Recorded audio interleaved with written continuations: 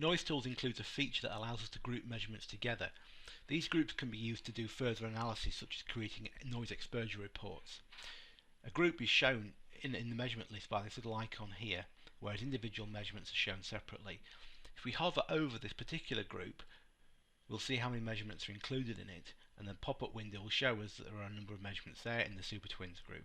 If we right click on that icon and say Open Group, the software will load the measurements into a table. It won't open each measurement individually because there could be quite a few of them, but it gives us a summary table. We can choose the columns, we can filter by columns, we can sort by columns. We can also choose what appears up here by right clicking with the mouse and saying Customize Columns, and the Customize Columns box appears, and we can choose what values appear in the headings. We can also filter and sort by these values, so we can sort by LEQ, see the highest LEQ value. We'll sort them by time, which is more useful to us. We can also right click and say Export Table, and as with most of the other functions in Noisetools, we can export that table as an XML or a CSV file.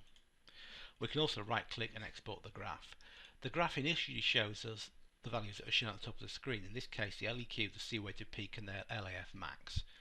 Now these measurements were not made one after the other, so there are long time gaps between them, so this graph here is not particularly useful to us. Also, what's not particularly useful in this example is the time history tab. Now the software will take the time history from each measurement and draw it on the graph for us, but where the measurements are not concurrent, it will leave a gap, and we can see here these gaps indicate where the instrument was not running and each individual measurement was made. The exposure tab we'll come back to in a few seconds. The details tab, again, for each of those measurements shows us all the measurement values for all the octaves and all the third octaves and all the values that are available to us, and we can at any point right click and export the table. We have a reports tab down at the bottom that allows us to create a measurement list, an exposure report will come to a second, and a dose badge measurement list. This is only available when data has been downloaded from a dose badge noise dosimeter, which we'll come to at some point in the future. So we'll come back to the overall chart and view this data. We can click this value, this group, and remove it and close it completely.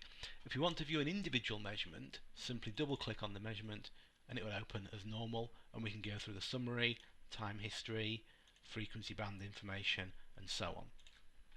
But we'll close that individual measurement and we'll close that particular group and look at how to add measurements to a group.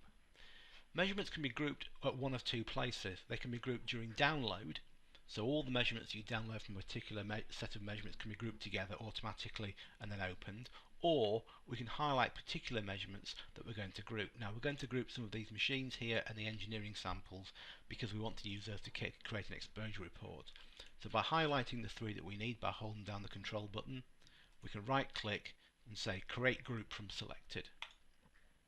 We have the option of putting a name in here, so we'll call this high noise level group.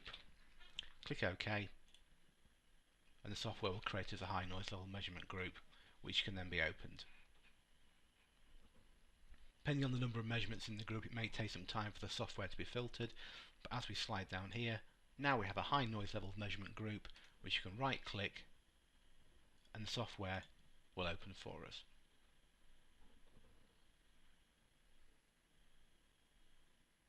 At the top of the screen we have high noise level measurement group. We can type some notes in here which will be saved with the data. We have three measurements and the overall values here. Again, we can click the time history tab, which will show us this was a short measurement, slightly longer and much longer, and the durations of these are shown here: 14 seconds, 31 seconds and 5 minutes 51 seconds. We can also see the total LEQ, the highest C-weighted peak and the highest LAF max, and the total duration. The exposure tab that appears at the bottom here is very useful to us because it enables us to create daily or weekly exposures. We pick up a particular measurement, highlight it and drag it, and drag the second one and then drag the third one. They're selected in order. Now what we can do is click on this particular slider and say this noise level lasted for a certain amount of time. Click on this one, click on this one, zoom that out to be 8 hours long. So our day is 8 hours long, and what we're saying here is we have 2 hours 40 minutes of this noise, 30 minutes of this noise and 4 hours 50 of this noise.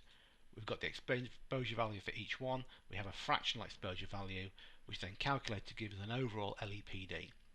So although we've measured short measurement durations for these particular noise sources, we can say this particular one here, we can adjust this manually and say this particular one we know was much shorter, an hour and 45 minutes, and now we have an overall LEPD of 101.6 dB. We can click the Use Defenders button. Now we can see here that when we opened this measurement earlier, we selected a 3M1440 as our desired hearing defender, and the software will then use the attenuation data from that hearing defender, apply it to this noise level, and calculate accordingly the adjusted LEPD. So again, if we see that, we go from 101.6 to 98.2 because the effect of this hearing defender has been applied. We can select other values within here if we're working to other noise measurement standards such as OSHA or MSHA in the United States, and we can also select a weekly exposure. We can, if required, select a longer operating duration as well. So if we know our employees work 12-hour shifts and we want to include this one as much longer noise exposure and correspondingly to add us up to 12 hours,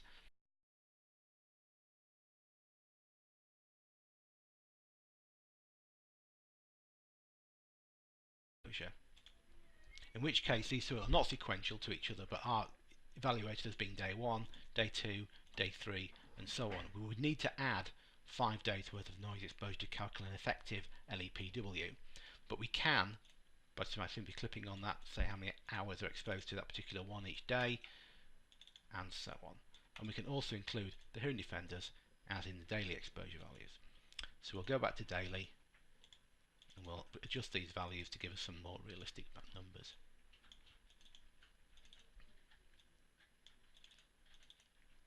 That's fine. You can also click in each of the duration boxes and adjust these manually by simply typing numbers in yourself. Once we've got our noise exposure, we can click the Quick Report button.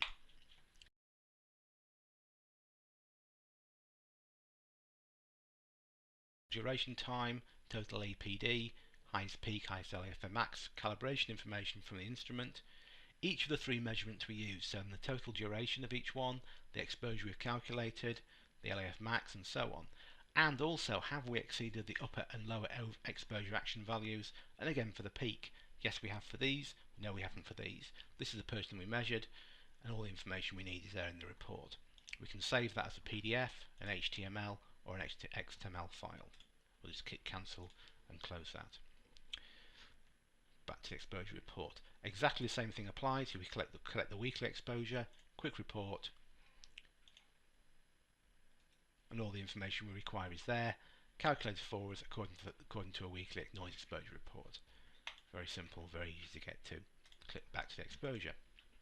If we click clear, it removes those measurements from there. This is very useful if we've got lots and lots of different noise sources that we know we're going to calculate. For example, we could build up a database of particular machines and say we've measured for 5 minutes on each machine, but we know the person is exposed to, in a daily exposure, that particular machine we know they're exposed to an hour 55 of that, we know they're exposed to 5 minutes of that, and we know they're exposed to 4 hours of that. We'd also need to include some other noise sources, for example lunch breaks or other noises that we know occur during that person's working day. But it's very simple. We simply drag and drop measurements from up here into the lower section and then use that to create the exposure report. We can access the reports directly by going through here, and we'll look at these in more detail in the reports section. We can click close to close the high noise level measurement group and go back to our start window.